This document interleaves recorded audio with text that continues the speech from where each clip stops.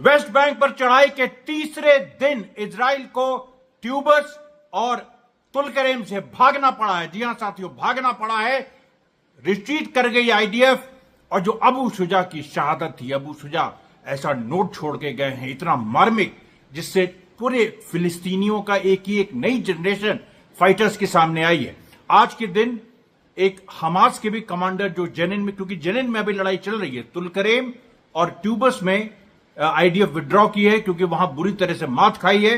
और जो अभी नाबलस में और जेनिन में खासतौर पे अभी भी पूरी लड़ाई चल रही है। तीसरा दिन है। ऑलमोस्ट देखिए इसके करीब 72 घंटे होने जा रहे हैं।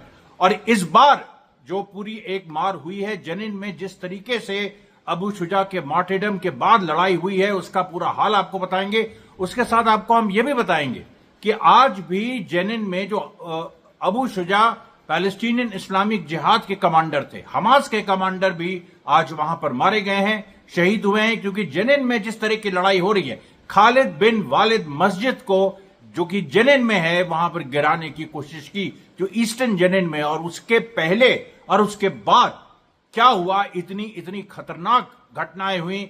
आईडीएफ के परखच्चे उड़ गए। इतना ज्यादा एक पूरा माहौल बन गया है कि वाकई मुझे फिर से इस बात को कहना पड़ रहा है कि आखिरकार दुनिया कब तक इस चीज पर खामोश रहेगी कि फिलिस्तीनी इतनी बहादुरी से लड़ रहे हैं। कब तक दुनिया इस चीज से अलग रहेगी, अपने को अलग रखेगी इस सच्चाई से कि ये जो बहादुरी के जो महाकाव्य लिखे जा रहे हैं, इनसे वो कितने दिनों तक अपने को दूर रखेगी। भारत में बार बार देखिए, सऊदी अरेबिया आप जानते हैं कि वो इजराइल के साथ है कहीं ना कहीं, लेकिन फिर भी सऊदी अरेबिया से रोज रेजिस्टेंस अपील करता है क्योंकि ये एक प्रोपेगेंडा है, एक प्रोपेगेंडा वॉर भी है। और सऊदी अरेबिया से जो अपील रेजिस्टेंस करता है वो केवल सऊदी अरेबिया से नहीं करता है, बल्कि वो सऊदी अरेबिया की जनता से भी करता है, क्योंकि वहां की जनता शिक्षित हो और अपने सरकार के बारे में जाने, उसकी सीमाओं के बारे में जाने। उसी तरीके से हम भी देखिए बार बार जो भारतीय पत्रकार हैं यहां पर, उनके हम जमीर को ललकारते हैं, उनके जमीर को हम ललकारते हैं कि बहुत हुआ वो गोदी मीडिया और हम ये भाजपा विरोधी मीडिया। इस समय लड़ाई का स्तर एक दूसरे लेवल पे पहुंच गया है। अंतर्राष्ट्रीय जो यहां पर एक युद्ध हो रहे हैं यूक्रेन में, देखिए आज यूरोपियन यूनियन के जो चीफ स्पोक्स पर्सन है बोरेल, उन्होंने कहा कि यूरोपियन नेशंस को भी एक परमिशन होनी चाहिए कि वो सीधे रशिया पे स्ट्राइक कर सके। इस तरह की बातें हो रही हैं और रशिया ने बुरी तरह से यूक्रेन को मारा है और यूक्रेन भी कुछ तरह से इजरायली जो हथकंडे हैं वो अपनाता दिख रहा है, क्योंकि इजराइल ने भी वेस्ट बैंक में हार्वेस्ट को डिस्ट्रॉय करने की कोशिश की, क्योंकि वेस्ट बैंक किसानी का भी इलाका है, गाजा की तरह नहीं है, क्योंकि गाजा एक पूरा शहरी इलाका है। हालांकि कुछ इलाके बस गाजा में ऐसे हैं यहां पर खेती किसानी होती है, बहुत छोटे, लेकिन वेस्ट बैंक में कई इलाके ऐसे हैं, बड़े इलाके जहां खेती किसानी होती है, तो उसको डिस्ट्रॉय करने की कोशिश की। उसी तरह से यूक्रेन ने जो कर्क्स में इन्वेजन किया, खबर सामने आ रही है कि जो इन्वेजन फेल हो गया, उसने भी रशियन जो हार्वेस्ट है, जो किसानों के हार्वेस्ट है, उनको डिस्ट्रॉय करने की कोशिश की। लगातार देखिए पैरेलल चल रहा है ये मामला यूक्रेन और फिलिस्तीन का, और इसके बारे में एक एक चीज हम आपको बताते हैं। देखिए सबसे पहले जो पैलेस्टीनियन रेजिस्टेंस ने जो, हाँ एक चीज मैं भूल गया, अमरीश मिश्रा स्पीच में आपका स्वागत है। और इसमें देखिए आप प्लीज इसको भी, जैसे आपने हमेशा साथ दिया है, खासतौर पे ये जो वेस्ट बैंक में का जो एपिसोड शुरू हुआ है, तो इस जो इजराइल ने चढ़ाई की है, तो इस पे आप जरूर से पूरा वीडियो देखिए, 15 से 20 से 30 मिनट, और उसके साथ साथ आप कमेंट करना मत भूलिए। करीब 1300 कमेंट कल के नहीं परसों के वीडियो में आए थे। आज आप ये संकल्प कर लीजिए कम से कम 2-2.5 हजार कमेंट करिए, क्योंकि उससे क्या होता है कि एक पूरे जो विजिबिलिटी है वो वीडियो की बढ़ती है। देखिए मैं बहुत ऑनेस्ट आदमी हूं और मैं एकदम साफ साफ आपके सामने बात रख रहा हूं कि इस तरीके से मैं क्यों आपकी ये मदद मांग रहा हूं, क्योंकि ये अकेला एक चैनल है जो ये सब खबरें आपके बीच ले जा रहा है। अच्छा देखिए अभी क्या है कि वेस्ट बैंक में लड़ाई की स्थिति क्या है, सब जानना चाहते हैं। तो जो फिलिस्तीनी रेजिस्टेंस ने जो कहा है वो ये कहा है कि वो फर्स्ट फेज से सेकंड फेज पे आ गया है। वी अनाउंस, ये फिलिस्तीनी रेजिस्टेंस कह रहा है वेस्ट बैंक का, we announce that we have moved to the second phase of our defensive and combat operations in the Battle of the Horror of the Camps. Battle of the Horror of the Camps ये फिलिस्तीनी resistance ने West Bank की लड़ाई को नाम दिया है कि ये एक मतलब खौफ की लड़ाई है, दुश्मन में खौफ पैदा, मतलब लड़ाई हॉरर ऑफ द कैंप्स, यानी जो हमारे रेजिस्टेंस के कैंप्स हैं उनके खौफ की लड़ाई है, उनके खौफ की लड़ाई है, वो जिस तरह से खौफ पैदा कर सकते हैं। तो उन्होंने कहा है कि हम पहले फेज से दूसरे फेज की तरफ हम बढ़ गए हैं। This phase focuses on properly utilising the land, rebuilding capacities, setting up ambushes and detonating explosive devices in a series of specialised operations that we will detail below. और स्पेशलाइज्ड ऑपरेशन आज शुरू हो गए। फिर से आप देखिए, ये जो सेकंड फेज है, फर्स्ट फेज में तो ये था कि भाई किसी तरह से आईडीएफ को रोकना है। सेकंड फेज में प्रॉपरली यूटिलाइजिंग द लैंड, मतलब कि जो मैदान, जिस मैदान जहां तक आईडीएफ बढ़ गई थी फिर वो पीछे हटी है, उस जगह पे वापस दोबारा कब्जा ना करे, उसकी पूरी वहां पर इस तरह की पोजीशंस बनाना, डिफेंसिव पोजीशंस बनाना, रीबिल्डिंग कैपेसिटीज, अपनी कैपेसिटीज को और ज्यादा मजबूत करना, जो भी जो कि गोलीबारी खर्च हुई है या पूरा जो युद्ध हुआ है उसमें जो कैपेसिटी, एक भाई हर युद्ध में एक कैपेसिटी जाती है, फिर उसको आपको रीबिल्ड करना पड़ता है। उसके बाद एम्बुशेस को पहले से सेट करना, ये देखिए इस लड़ाई की खासियत है, इसके बारे में हम बाद में भी बात करेंगे। और जो detonating explosive devices in a series of specialised operation. तो ये जो चार चीजें हैं जो कि सेकंड फेज में है कि डिफेंसिव पोजीशंस और बनाना, जो कि मतलब उस तरह की हो जिसको आईडीएफ ओवररन नहीं कर पाए। दूसरी जो है अपनी कैपेसिटीज को रीबिल्ड करना। तीसरी जो है बहुत ही महत्वपूर्ण कि हम किस तरीके से जो एक एम्बुशेस हम नए बनाए, और उसके अलावा जो है एक्सप्लोजिव डिवाइसेस हम कैसे और यूज करें। ये इन चीजों का खास मतलब है आपको हम, क्योंकि आज बहुत सारी घटनाएं ऐसी हुई हैं और जो कि इस लड़ाई को बिल्कुल अलग सारी लड़ाइयों से कर देती। उसके बाद देखिए जो दूसरी जो बात है कि उन्होंने कहा है कि जो एम्बुशेस ऑफ डेथ, जो मौत की घातें हमने लगाई हैं, और उसमें हमने इन्होंने खास तौर पे मेंशन किया है मंशिया में, जो कि जेनिन में है मंशिया, तुलकरेम में है मंशिया, जिसके बाद वहां पर जो आईडीएफ की फोर्सेस को पीछे हटना पड़ा। और ये जो तुलकरेम का होमेज था अबू शुजा जेनिन में, पैलेस्टीनियन इस्लामिक जिहाद के कमांडर, उनकी मृत्यु के बाद जो मंशिया एक्सेस है तुलकरेम में, वहां जिस तरह का ऑपरेशन हुआ, कई इजरायली सोल्जर्स घायल हुए, मारे गए, तो उसके बारे में इसमें खास तौर पे मेंशन किया गया है। उसके बाद देखिए वेस्ट बैंक में भी इजरायली फोर्सेस अपनी वही पुरानी पॉलिसीज, डिस्ट्रॉय करो इंफ्रास्ट्रक्चर, ये करो। देखिए अब वो प्रिडिक्टेबल हो गया है।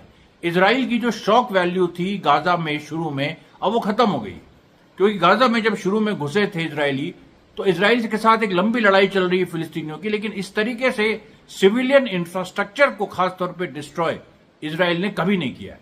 ये पहली बार अभी हुआ है जो 7 अक्टूबर के बाद। तो ये लेकिन अब एक पैटर्न बन गया है, लोग वो सरप्राइज एलिमेंट चला गया है, लोग जानते हैं इजरायली फोर्स आई तो यही करेगी, और इसलिए उसको हराना आसान हो गया है। और ये खालिद बिन वालिद मस्जिद की लड़ाई में जो आज बात सामने आई, वो देखिए मैं खास तौर पे उस पर जोर दूंगा।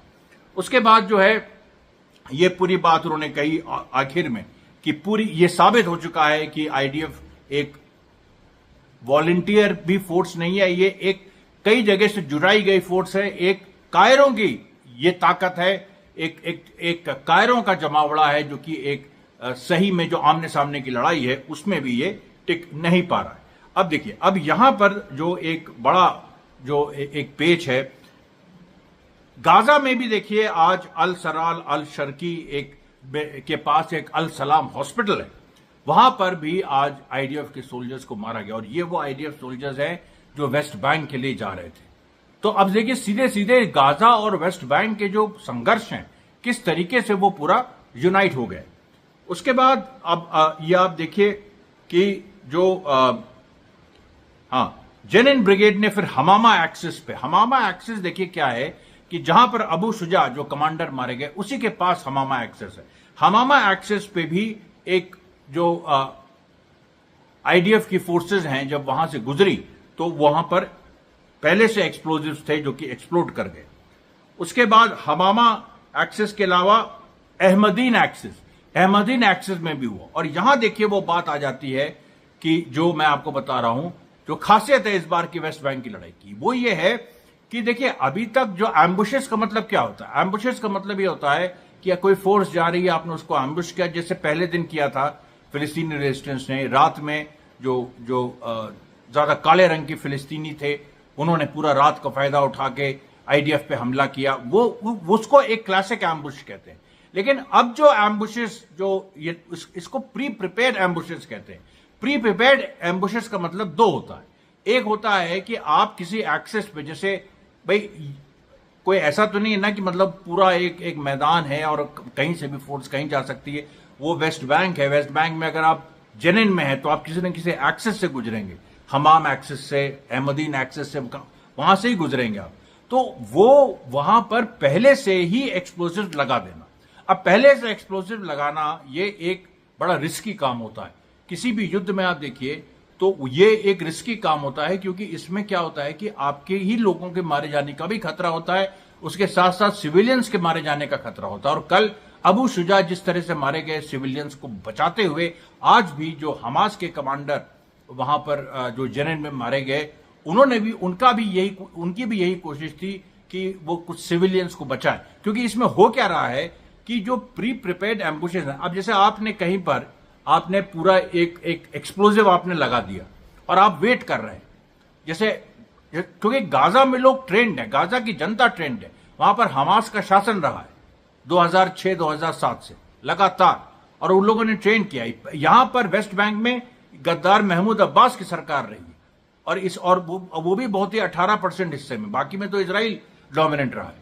तो वो यहां पर उस तरीके से जनता ट्रेंड नहीं है।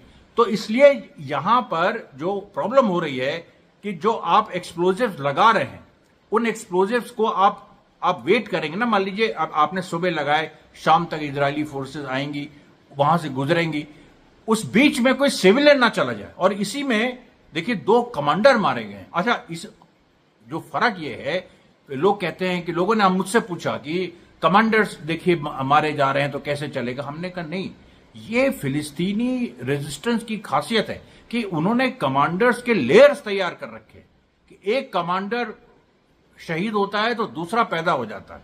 ऑलरेडी वो पूरी तैयारी है। वहां पर जो गाजा मॉडल है, इस मामले में वेस्ट बैंक में रेजिस्टेंस ने काम किया है पिछले 2 सालों से। वो इस पे नहीं डिपेंडेंट रहे कि पैलेस्टीनियन अथॉरिटी है जो अब गद्दारी कर रही है उस पर डिपेंड रहो, उसके फाइटर्स पे डिपेंड रहो, नहीं, वो उन लोगों ने अपनी ट्रेनिंग एकदम परफेक्ट किए। पब्लिक को अभी क्या है कि एक जो ट्रेनिंग की प्रक्रिया जारी थी जब ये इजरायली हमला हो गया, तो उसमें देखिए आपको प्रिवेंट करना पड़ता है, आपको बचाना होता है लोगों को कि यहां पर हमने माइन किया हुआ, और सबको सूचना देना भी मुश्किल है, क्योंकि अगर आपने सुबह माइन किया है तो आप दिन भर में सूचना सबको नहीं दे सकते हैं, चाहे वो जेनिन का इलाका हो, चाहे वो तुलकरेम का नूर शम्स कैंप हो। लेकिन नूर शम्स कैंप में एक सिस्टम बन गया था जिसकी वजह से एक जो टॉर्चेस के थ्रू, और उसके बाद उसी को देख के आज जेनिन में सारी पूरी बिजली भी काट दी आईडीएफ ने, या कि कहीं भी किसी भी तरह की बिजली नहीं रहेगी। फिर भी अंधेरों में लड़ाई होती रही। तुलकरेम में भी इस तरह की कोशिश हुई बिजली काटने की, तो उसमें टॉर्चेस के सिग्नल से वहां पर यह बताया गया जनता को कि यहां पर एक्सप्लोजिव्स हैं और यहां से आप मत गुजरिए। और उसी की वजह से मनशिया में जो बड़ा कांड हुआ है जिसमें कई आईडीएफ सोल्जर्स मारे गए और जिसकी वजह से तुलकरेम को आईडीएफ को छोड़ना पड़ा। अल फरा जो ट्यूबस में है वहां भी इस तरीके से सिग्नलिंग का काम चल रहा है, और उस सिग्नलिंग की वजह से अब सोचिए सिग्नलिंग कितना इंपॉर्टेंट होती है। अलग से जो रेगुलर आर्मीज होती हैं उनमें सिग्नल कोर्स होते हैं, एक स्पेशलाइज्ड यूनिट्स होती हैं सिग्नल। आप देखिए आप इंडियन आर्मी में देखिए, पाकिस्तानी आर्मी में देखिए, कहीं भी देखिए, बांग्लादेशी आर्मी में देखिए, सिग्नल कोर अलग होता है। उसका काम होता है मतलब सिग्नल देना नहीं, उसका काम यह होता है कि वो प्रिपेयर करे पूरा मिलिट्री और सिविलियन पॉपुलेशन के बीच जो एक पूरा कम्युनिकेशन सिग्नल्स के थ्रू होता है। प्लस अब तो एडवांस सिग्नल्स आ गए। हम तो फिलिस्तीनी तो बहुत ही प्रिमिटिव मतलब जो एक आम तरीका होता है वही टॉर्चेस के थ्रू, मोबाइल अपने जो मोबाइल में अब जितना मोबाइल चार्ज हो सकते, बिजली तो है नहीं, तो उसमें जो भी संभव हो सकता है वो उसके थ्रू। लेकिन मैं एक बात कह रहा हूं कि सिग्नल कोर भी देखिए कैसे अपने आप फिलिस्तीनी रेजिस्टेंस का बनता जा रहा है। ये देखिए, एक रेजिस्टेंस फोर्स जो कि बिल्कुल मतलब जिसके पास एक रॉकेट नहीं था 2001 में, क्योंकि पीएलओ सब कुछ डोमिनेट करती थी और पीएलओ ने समझौता कर लिया 1993 में ऑस्लो अकॉर्ड्स में समझौता कर लिया, और उसकी वजह से जो एकमात्र फाइटिंग फोर्स थी वो खत्म हो गई। मतलब वो पूरी तरह से इजराइल से लड़ना ही छोड़ दिया उसने। तो इसलिए ये जो पूरी जिसके पास कुछ नहीं था सन 2001 में, उन लोगों ने 20 सालों में किस तरीके से अपने को बनाया है, ये देखिए। और जबकि कोई देश ये नहीं है, ये देखिए पूरी तरह से इजरायली ऑक्यूपेशन में रहते हुए बनाया। तो ये एक जो बात है, जो सिग्नल कोर का जो एवोल्यूशन है, ये बहुत ही इंपॉर्टेंट है। उसके बाद देखिए जेनिन में जो बार बार आज देखिए हुआ एक दूसरा एम्बुश मर्ज इब्न अमेर में, जो कि एक प्लेन रोड है वहां पर, जिसमें शुरुआत में जो पहले दिन जो यानी परसों 28 अगस्त को जो पहले दिन इब्न मर्ज अमेर में लड़ाई हुई थी, उसके बाद वहां पर से आइडिया आगे बढ़ गई थी। वहां पर एक्सप्लोजिव्स प्लांट किए थे उसी दिन, और वो एक्सप्लोजिव आज जाके फटे और उसमें इजरायली फोर्सेस के परखच्चे उड़ गए। ये देखिए, ये पूरी स्थिति है। दुनिया जो है, ये कमला हैरिस, ये अपने को डेमोक्रेटिक कैंडिडेट कहती है, इसने आज बोल दिया कि हम इजराइल के डिफेंस को मजबूत करेंगे। इजराइल अपने को डिफेंड, अरे इजराइल क्या अपने को डिफेंड करेगा? इजराइल की हालत जो है बिल्कुल एक मरे हुए चूहे की तरह हो गई है कि वो अपनी केवल पूंछ हिला सकता है और कुछ नहीं कर सकता। ये एक स्थिति इजराइल की हो गई है। यहां पर जो भी समझदार आदमी आज का है, आज की दुनिया का है, और मैं जानता हूं बहुत सारे मुस्लिम्स भी ऐसे हैं, बहुत सारे एक हिंदू कम्युनिटी में भी ऐसे लोग हैं, बुद्धिजीवियों में, जो कि नहीं समझते हैं, जिनको समझे नहीं है कि इजराइल में जो फिलिस्तीनियों की जो बहादुरी है, जो युद्ध की जो बहादुरी, और केवल बहादुरी जज्बा नहीं, जो अकल के माध्यम से भी वो जिस तरीके से ट्रैप्स लगा रहे हैं। अब जैसे इब्न मर्ज में ये सोचना कि पहले दिन इजरायली फोर्सेस वहां से हटी है, तो वो 2 दिन बाद देखिए वहां पर उसी दिन एक्सप्लोजिव लगाना, क्योंकि उसी रास्ते से वो वापस जाएंगे, प्लेन रोड है। तो अब देखिए, अब वो जेनिन में है ये जो मर्ज अमेर मर्ज जगह है, लेकिन जो तुलकरेम से फोर्सेस जा रही थी, उन्होंने भी ये रास्ता लिया, और वहां पर ये एक एक्सप्लोजिव डिवाइस फटी। तो ये देखिए एक के बाद एक जो ये इनोवेशंस है। उसके बाद हाइफा स्ट्रीट में एक बड़ी लड़ाई हुई, वो भी एक कॉम्बैट एक्सेस है ये जेनिन का, और वहां पर 3 आईडीएफ सोल्जर्स या तो मारे गए या घायल हुए।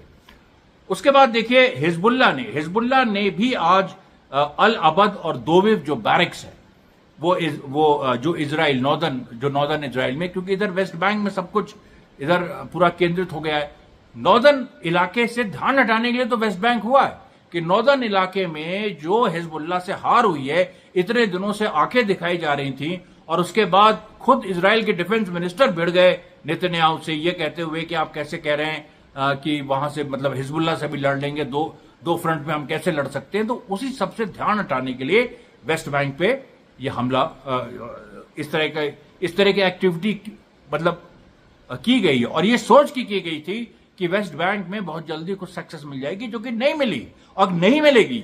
चाहे नाक रगड़ लीजिए, चाहे थूक के चाट ले लेते हो, इसको सक्सेस वहां नहीं मिलनी। क्योंकि देखिए जिस तरह की लड़ाई हो रही है, और ये मैं किसी प्री कंसीव नोशंस की वजह से नहीं कह रहा हूं, मैं एकदम प्योर फैक्ट्स के बेसिस पे कह रहा हूं, इंपेरिकल फैक्ट्स।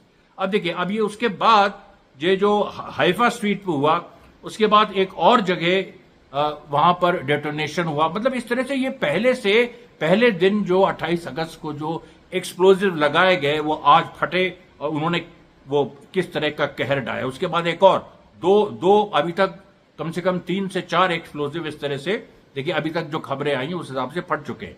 तुलकरेम में एक जो आखिरी लड़ाई हुई, जिसके बाद आईडीएफ को पीछे हटना पड़ा, वो भी एक तरह से 3 तरफ की लड़ाई थी, जिसमें फिर से फिलिस्तीनी रेजिस्टेंस ने व्हीलिंग मूवमेंट किया। जिस तरह से एक गाड़ी घूमती है उस तरह से वो घूमे, और उसमें जो उनका रियर है उनके आगे आ गया।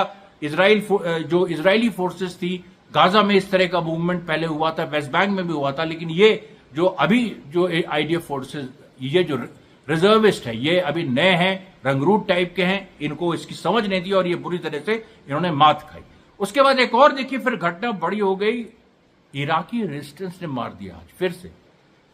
और ये देखिए जो देर इजोर जो ईस्टर्न सीरिया में है, और आपको हम बता रहे थे कि वहां ट्राइबल अपराइजिंग हो गई है, उसके साथ साथ करोको ऑयल फील्ड्स वहां अमेरिका की हैं, एन अल असद बेस है, आज फिर से वहां पर इराकी रेजिस्टेंस ने स्ट्राइक किया और इस बार कंफर्म्ड है कि अमेरिकन कैजुअलिटीज हुई हैं। अमेरिका इस चीज को अभी तक उसने रिकग्नाइज नहीं किया, एक्सेप्ट नहीं किया है, लेकिन यह बात इराकी रेजिस्टेंस से आ गई है कि they are confirmed casualties this time, confirmed casualties in the operation conducted by the Iraqi resistance in Deir ez-Zor in eastern Syria. उसके बाद देखिए जो अबू शुजा के जो मार्टिरडम के बाद जो एक और वहां पर जो कुछ नए फिलिस्तीनी लड़ाके जो उभर के सामने आए 20 से 25 साल के बीच में, उनकी एक परेड हुई। उस परेड के बाद उनको सीधे मिशन पे भेजा गया और अपने पहले ही मिशन में उन्होंने एक इजरायली सोल्जर को मार गिराया। उसके बाद देखिए एक चीज और कंफर्म हुई कि जो हिजबुल्लाह ने जो जिस दिन जो अरबईन के दिन जो टारगेट किया था, जो तेल अवीव को ग्लिलिलो और जो दूसरी एक और जगह थी हेशमेर करके, वहां पर जो टारगेट किया था मोसाद के हेडक्वार्टर्स और यूनिट 8200 के, जिसके बारे में मैंने आपको बताया था, बहुत ही स्पेशलाइज्ड जो यूनिट इजराइल की है, तो वो कंफर्म हो गया है कि यूनिट 8200 पे सीधे हमला हुआ, उस पे सीधे स्ट्राइक हुई और यूनिट 8200 को बड़ा नुकसान हुआ है, जिसकी वजह से इजराइल की जो जो इजराइल की कैपेसिटीज हैं, खासतौर पे सर्वेलेंस की और हैकिंग की और इस तरह की जो ये जो साइबर वॉरफेयर होती है, इस पे एक डिसाइसिव उनको नुकसान हुआ है। मोसाद हेडक्वार्टर में नुकसान हुआ है, वहां अभी भी उसकी सारी पूरी खबरें नहीं आ पाई हैं क्योंकि इजराइल ने वहां सिक्योरिटी कॉर्डन लगा दिया जो अभी तक है। उसके बाद देखिए कलकिलिया में एक अजीब सी घटना हुई कि 13 साल का बच्चा, उसके पैर में गोली लगी, आईडीएफ ने मारी और पैर में गोली लगी और वो लंगड़ाते हुए उसने गुलेल चलाई और उसके बाद वहां के रेजिस्टेंस फाइटर्स आ गए, उन्होंने आईडीएफ फोर्सेस को जवाब दिया गोलियों से और आईडीएफ फोर्सेस को पीछे हटना पड़ा। इस तरह की देखिए पूरी बहादुरी की एक और बड़ी जबरदस्त घटना मैं आपको बताऊंगा जो एक बच्चे ने की, बच्चा मतलब करीब 10 से 15 साल के बीच में, तो उसने की। उसके बाद देखिए जो पैलेस्टीनियन अथॉरिटी है, पैलेस्टीनियन अथॉरिटी का भी जो है उसके अंदर जिस तरीके से एक कई फाइटर्स पैलेस्टीनियन अथॉरिटी के रेजिस्टेंस में आ चुके हैं, औरों का आना जारी है, ये पूरी प्रक्रिया बड़ी जबरदस्त तरीके से चल रही है। और फिर वो फाइनल खबर देखिए आई करीब 7:28 पे कि आईडीएफ जो है वो तुलकरेम से पूरी तरह से विड्रॉ कर गई, वो पूरी तरह से हार उसने मान ली। उसके बाद कलकिलिया में जहां पर ये घटना उस 13 साल के बच्चे को लेकर हुई थी, वहां पर लड़ाई पूरी तरह से अभी भी जारी है। वहां पर इजरायली सोल्जर्स जो मारे गए उसके बाद और आए हैं और वहां पर पूरी तरह से लड़ाई जारी है। उसके बाद देखिए जेनिन में एक ईस्टर्न इलाके में, अब यहां हम उस घटना पे आते हैं जो खालिद बिन वालिद मस्जिद के पास हुई, जिसमें वही बात हुई कि पहले से एक कॉम्प्लेक्स ऑपरेशन जिसमें मस्जिद के एक आउटर पेरीमीटर पे, हिस्टोरिक मस्जिद है, फिर वो बनी है, फिर कई बार बनी है 2-3 बार, तो उसको उसके जो आउटर पेरीमीटर पे एक इस तरह का पॉन्ड जैसा है, तो उस पॉन्ड में उसके अंदर फिलिस्तीनी रेजिस्टेंस फाइटर्स थे और जो बगल में आईडीएफ फोर्सेस जो एक्सप्लोजन हुआ, जो ईस्टर्न जेनिन का जो एक्सप्लोजन है, उसमें जब आईडीएफ जो व्हीकल्स हैं जब उनको नुकसान हुआ तो वो उन्होंने सीधे खालिद बिन वालिद मस्जिद के अंदर, क्योंकि उनको ये इंफॉर्मेशन थी और ये इंफॉर्मेशन किसने दी थी, एक उनके इन्फॉर्मर ने जो फिलिस्तीनी था जिसको वो अपना इन्फॉर्मर समझते थे, लेकिन वो डबल एजेंट था, वो फिलिस्तीनी रेजिस्टेंस के लिए काम कर रहा था। उसने ये खबर दी कि खालिद बिन वालिद पूरी तरह से एम्प्टी है, वहां कोई फाइटर्स नहीं है और वहां जाके तुम छुप सकते हो। और खालिद बिन वालिद एक बड़ी मस्जिद है, तो उसके जो मतलब जो उसके मतलब अंदर जाने की भी जरूरत नहीं है, बाहर बहुत इस तरह के स्ट्रक्चर्स बने हुए हैं जहां पर जाके आप मतलब इजरायली फोर्सेस पनाह ले सकती है। उन्होंने वो कोशिश की लेने की। वहीं पर जो फिलिस्तीनी रेजिस्टेंस फाइटर्स जो कि पौंड में थे, उन्होंने गोली चलाई और गोली चलाने के बाद इजरायली फोर्सेस जो हैं वो फंस गई, क्योंकि वो उन्होंने देखा आगे से गोली चल रही है। और इधर क्या हुआ कि जहां एक्सप्लोजन हुआ था उस साइड की तरफ वो लोग फिर भागे, वहां से भी गोली चली, दोनों तरफ से वो फंस गए। और इसमें जो है इजरायली फोर्सेस का बहुत नुकसान हुआ है। ये भी एक सिक्योरिटी एक इंसिडेंट के रूप में इस पे भी न्यूज पूरी तरह से सेंसरशिप लगा दी गई। देखिए, कोई खबर वेस्ट बैंक से निकल के सामने नहीं आ रही, कोई ऐसी खबर मतलब कोई भी खबर। ये तो जो फिलिस्तीनी रेजिस्टेंस एक आंखों देखी रिपोर्ट कर रहा है या कुछ इंडिपेंडेंट इस तरह के लोग वहां मौजूद हैं, इनकॉग्निटो पूरी तरह से छुप के अपनी आइडेंटिटी दबा के वो लोग उसको रिपोर्ट कर रहे हैं, वहां से इस तरह की खबरें आ रही हैं। उसके बाद देखिए, जो एक पूरी एक और बयान आया फिलिस्तीनी रेजिस्टेंस का कि जो अल अरेबिया और अल हदाद, ये जो दो चैनल्स हैं इनको देखना बंद कर देना चाहिए। और ये दोनों सऊदी अरेबिया के शायद ये चैनल्स हैं, अल अरेबिया अल हदाद, ये पूरी तरह से इजरायली प्रोपेगेंडे में लिप्त है। और ये किसी भी तरह से कोई भी अरब, कम से कम कोई भी अरब इस तरीके के प्रोपेगेंडे को नहीं देख सकता है। और सऊदी अरेबिया की गवर्नमेंट को हमास ने चेतावनी भी दी है कि इस तरीके से अगर अब ये सऊदी अरेबिया के ग्राउंड से अगर प्रो इजरायली प्रोपेगेंडा ऐसे ही होता रहा तो बहुत जल्दी जो मुस्लिम कम्युनिटी है मिडिल ईस्ट की, उसको सऊदी अरेबिया के खिलाफ भी आवाज उठानी पड़ेगी। अब देखिए, अब इधर हिजबुल्लाह ने जो आज लगातार मार की, जो मैंने पहले बताया 2 वेव में और एक जगह और, उसके अलावा नाफा बैरिक्स में जहां पर गोलान ब्रिगेड का एक हिस्सा है वहां पर बम्बार्डमेंट किया। उसके बाद जारिद बैरिक्स में किया, फिर कफर युवार जो सेटलमेंट है वहां किया। उसके बाद अल तहयात, तल अल तहयात, ये भी एक इजरायली साइट है, वहां हमला किया। फिर जो कफर शुबा हिल्स हैं वहां हमला किया। उसके बाद मितुल्ला पे हमला किया, मनारा पे हमला किया और फिर बयाद ब्लिदा जो एक इजरायली साइट है वहां पर हमला किया। और हिजबुल्लाह की, जैसे मैं आपको बता रहा हूं कि हिजबुल्लाह एक बड़े ऑपरेशन की प्लानिंग कर रहा है, क्योंकि इस समय इजराइल ने ध्यान भटकाने के लिए कि नॉर्दर्न फ्रंट पे वो लड़ नहीं सकता, शेखी बहुत बगारी कि हम लड़ सकते हैं, लेकिन लड़ नहीं पा रहा है, तो उसने वेस्ट बैंक में अटैक किया। अब नॉर्दर्न फ्रंट लगभग खाली सा है, मतलब नॉर्दर्न फ्रंट में जो फोर्सेज हैं वो वही है कि उसमें से एक हिस्सा वेस्ट बैंक चला गया है। हिजबुल्लाह इस टाइम को देख रहा है और हिजबुल्लाह एक पूरी अपनी फोर्स की अगर कुछ एक लिमिटेड एक स्ट्राइक, एक फिजिकल स्ट्राइक, यानी हिजबुल्लाह के लड़ाके इजरायली टेरिटरी में घुस के मार के आ जाए, तो ये जो पूरा मैसेज जाएगा और ये जो ह्यूमिलेशन इजराइल का होगा। क्योंकि देखिए, एक बात समझिए, ये इसमें बड़ी साइकोलॉजिकल चीज है। इजराइल में जो नेतन्याहू है वो चाहता है कि लड़ाई चलती रहे और मिडिल ईस्ट की पूरी लड़ाई हो जाए, चाहे विश्व युद्ध हो जाए, क्योंकि उसकी कुर्सी बचेगी तभी। लेकिन बाकी लोग, यूएस, गैलांड और इवन अमेरिका का भी एक बड़ा हिस्सा ये नहीं चाहता है कि हिजबुल्लाह के साथ लड़ाई हो। और इसीलिए देखिए, नेतन्याहू को क्या है, नेतन्याहू तो झोंक देता, वो तो सुसाइडल मोड में आ गया, वो हिटलर वाले मोड में, वो तो खुद को भी अब मतलब अगर बस सत्ता कुर्सी पे वो चिपका रहे, चाहे खुद ही भी मर जाए, ये वाली स्थिति है। लेकिन उसमें जो पैनापन है, जो अमेरिकन डिप्लोमेसी है, वो इस चीज की पैनी निगाह उस पर रखी हुई है, उसी ने डाइवर्ट कराया इधर वेस्ट बैंक की तरफ। लेकिन अमेरिकन जो डिप्लोमेसी है वो इस बात पे बेट कर रही है कि हिजबुल्लाह कोई हमला नहीं करेगा। इस बीच अगर हिजबुल्लाह ने हमला कर दिया तो क्या होगा, तो उसके बाद अमेरिका भी को भी झुकना पड़ेगा, क्योंकि इजराइल नेतन्याहू जितना भी चाहे कि लड़ाई आगे बढ़ेगी और वो हो, जो आईडीएफ है, आईडीएफ के अंदर डाउट पैदा हो गया है ना। और ये लंबे समय से आपको हम रिपोर्ट कर रहे हैं कि आईडीएफ के अंदर से पहली बार जब उसके स्पोक्स पर्सन डैनियल हगारी ने यह बात एडमिट की थी कि Hamas is an idea, it can not be eliminated, तो तब से लगातार इजराइल की आईडीएफ में एक पूरा डाउट की प्रक्रिया एक पूरी चल रही है और ये बदस्तूर जारी है। उसके बाद देखिए, जेनिन के ईस्ट में जो फिर पूरी लड़ाई जो खालिद बिन वालिद मस्जिद के आसपास हुई, उसके बाद जो लड़ाके पौंड में थे वो पीछे हटे, पीछे हट के वो उन्होंने दूसरी पोजीशन ली और इस बीच एक बड़ी आइडिया फोर्स पहुंची।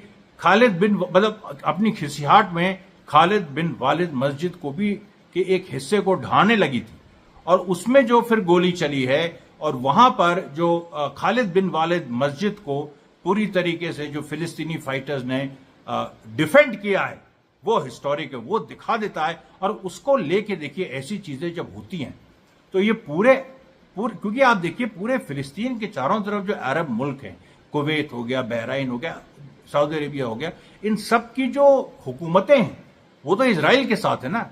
लेकिन जब ये मैसेज जाता है कि मस्जिदों को बचाने के लिए फिलिस्तीनी लड़ाके शहीद हो रहे हैं, सिविलियंस को बचाने के लिए फिलिस्तीनी लड़ाके शहीद हो रहे हैं, तो इससे एक बहुत बड़ा पॉलिटिकल मैसेज जाता है। और आगे कल को क्योंकि मिडिल ईस्ट में तो ये बड़ा कॉन्फ्लिक्ट होने वाला है, ये तो हो गई, विश्व युद्ध की तरफ भी बढ़ सकता है, तो उसमें जो अरब की जनता है, जो अरब जनता है, वो इस चीज को देखिए बहुत ध्यान से देख रही है, एक एक चीज को। जॉर्डन की भी जनता देख रही है और वो सही वक्त आने पे अपने हुक्मरानों को भी जवाब देगी, इजराइल को तो देगी। तो ये देखिए इसका बड़ा महत्व है, ये जिस तरीके से खालिद बिन वालिद जो मॉस्क है उसको बचाने के लिए और वहां उसको कोई नुकसान ना पहुंचे, उसको वो पूरी जो ये लड़ाई चली।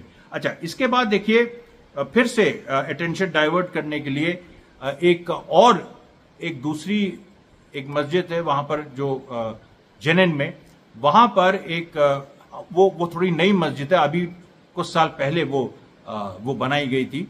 तो वो वहां पर भी इजरायली फोर्सेस ने फिर उसकी तरफ बढ़े कि इसको हम डिस्ट्रॉय कर दे, लेकिन उसको भी डिस्ट्रॉय नहीं कर पाए क्योंकि वहां पर उसके आगे उसकी चारों तरफ का जो, क्योंकि देखिए फिलिस्तीनी रेजिस्टेंस इस बात को समझ रहा है कि इजराइल कैसे सोच रहा है कि किस तरीके से अगर उनको एक जगह फंसाओ वो किस तरफ भागेंगे, मस्जिद की तरफ भागेंगे। तो मस्जिद में अपने इन्फॉर्मर्स, डबल एजेंट्स भी इजरायलीज के बीच फिलिस्तीनी रेजिस्टेंस के हैं, तो वहां भागेंगे। तो फिर वहां जो वहां पर पौंड में छिपे फाइटर्स हैं उन्होंने वो किया। उसके बाद जब वो दूसरी मस्जिद की तरफ बढ़े तो उसके भी चारों तरफ एक्सप्लोजिव्स बिछे थे।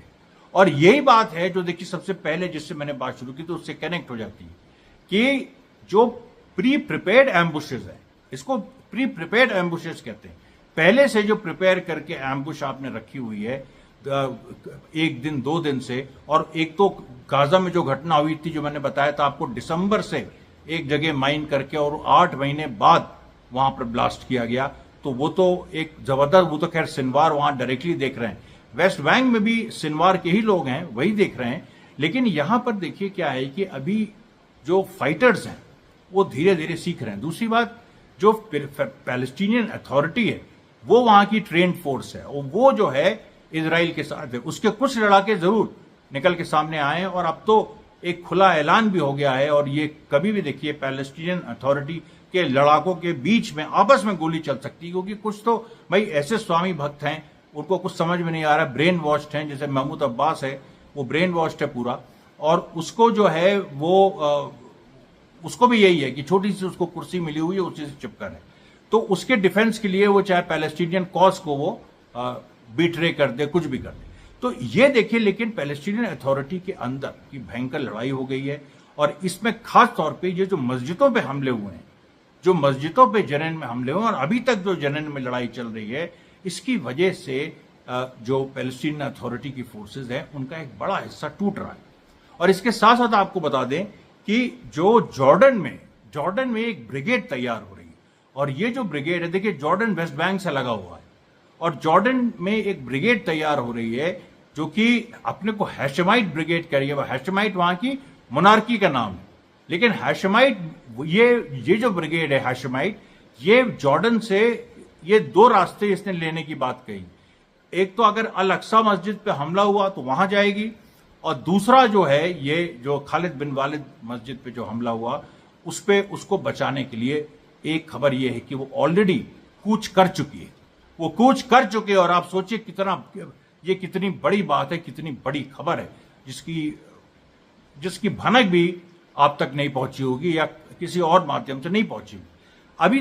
तो ये देखिए जो एक रास्ते जो जॉर्डेनियन ब्रिगेड बनी है, हाशमाइट ब्रिगेड बनी है, जो हाशमाइट रूलर जो वहां का रूलर है उसके खिलाफ है, उसके खिलाफ जाके वो पूरा जो इजराइल से लड़ रही है। तो ये देखिए एक बड़ी घटनाएं जो आज की थी गाजा में। आज आपको बताएं कि 7 जगह खान यूनिस से लेकर, क्योंकि खान यूनिस में क्या हुआ कि जो कुछ हमले हुए उसके बाद आईडीएफ फोर्सेस, मेरे ख्याल से वेस्ट बैंक की तरफ उनको डाइवर्ट करना था, तो आईडीएफ फोर्सेस खान यूनिस से भी आज हटी हैं। एक तरफ तुलकरेम से हटी, ट्यूबस से हटी, एक तरफ खान यूनिस से हटी, और उनको शायद नाब्लस में बलाता कैंप भेजने की प्लानिंग है। बलाता कैंप को आज दिन भर इजराइल ने घेरे रखा, वहां पर कोई दोनों तरफ से कोई हताहत नहीं हुआ, लेकिन गोलियां चलती रहीं। अस्कर जो कैंप है वहां पर, जो कि बड़ा पुराना कैंप है, वहां पर भी उसको डिफेंड करते रहे फिलिस्तीनी रेजिस्टेंस फाइटर्स। अभी तक उन्होंने कोई एग्रेशन वहां पर माउंट नहीं किया है। नाब्लस में एक बड़ी प्लानिंग है रेजिस्टेंस की कि वो किस तरीके से घेर के इजरायली फोर्सेस को मारेगी। और इसी के साथ मैं आज का प्रसारण समाप्त करता हूं। कल आपसे फिर मुलाकात होगी। धन्यवाद साथियों, बहुत बहुत धन्यवाद।